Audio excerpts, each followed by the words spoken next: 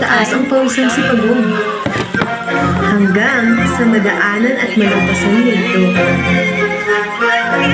Palubog na ang araw ng magising si Kuneho. Tinanaw niya ang ibaba ng bundok sa pag-aakalang nandoon pa rin si Pagong. Subalit wala pa rin. Sinimulan niya muling tumakbo.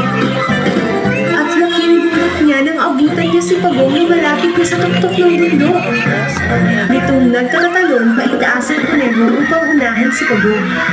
Tumakbo siya ng tumakbo ng walang pahinga sa pag-asang mauunahan niya pa si Pagong.